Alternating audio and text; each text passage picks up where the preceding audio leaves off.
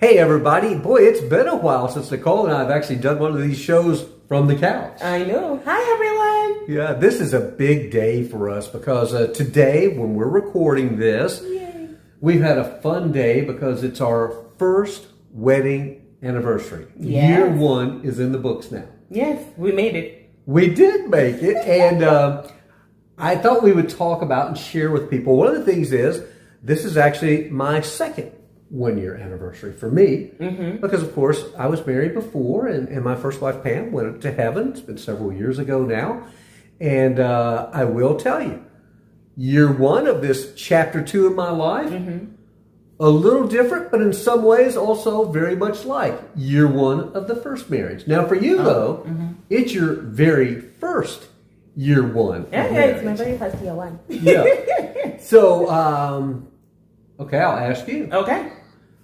How's it been? It's been an adventure. I think that's what I'd call it. It's been very interesting because you are very adventurous. And I think was open to the adventure as well. So that's my biggest definition of what it's been, an adventure. An adventure.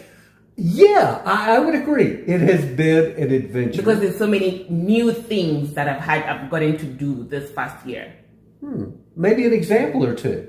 I don't have an example or two. I have like 10, 50, like many even stuff. I mean, if people have been following us, they've seen all the things that we've been able to do. So most of them, for me, have been fasts. Right. For you, I think that's just been your life. Yeah.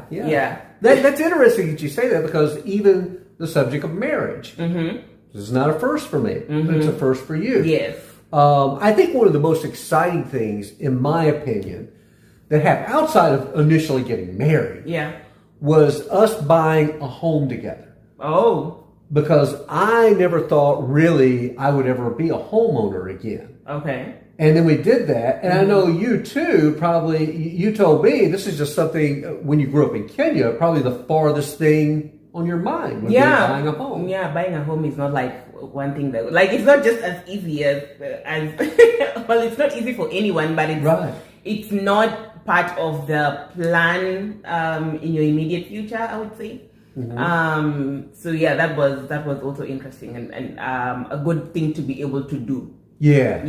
And for me too, I'm glad we did it, because it gives us that sense of stability. But of course, Nicole mentions being adventuresome. Yeah. I can honestly say we've probably got another move or two in us at some point. Oh my gosh. Just saying. We're not staying here forever. This is not our forever home. Well, I've never believed the term of a forever home, but you never know. We do like our home. Okay. What was your biggest adjustment, do you think, to becoming married? Compromise. Okay. Because being by myself, you just do whatever you want at any time.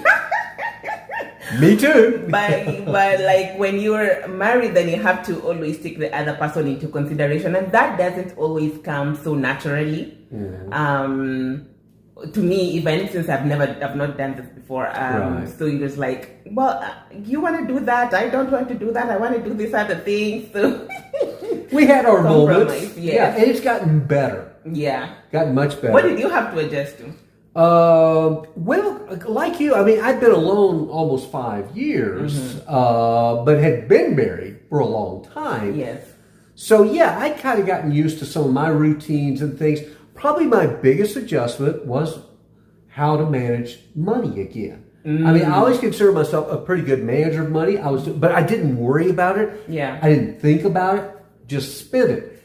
And in your culture, as I learned, we also still help some family members back in Kenya. That's true, because first of all, it's two different countries. One, in Kenya, we don't have insurance, so there's no like health insurance for when someone gets sick, or life insurance for when someone passes away, or pensions for like retired parents and stuff like that. So I mean, some people do have retirement plans, but not many. Even what we have in terms of social security is barely enough for people who've had jobs. Right. So one of the things that Kenyans and most people from Africa, I'd say, is we end up supporting a lot to help with things that maybe the government hasn't been able to provide some infrastructure for, like health, just living life, and for parents who've retired. Right. So that has been something that you've had to learn.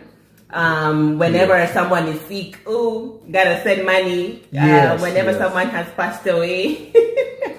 It has been an adjustment, and I understand it. Yeah. I'm going to say there's still times that, I'm like anybody would be. It can be a little uncomfortable at first. It's like, what do you mean we got to send this? Mm-hmm. But it also opens your eyes up to the fact that I think in my case, of knowing that helping other people is still really, really important. And not everybody. And here in this country too, though, we know there's a lot of people who are hurting in the U.S. as well. Yeah.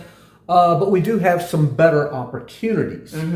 But it's been an education for me. And yeah, it's got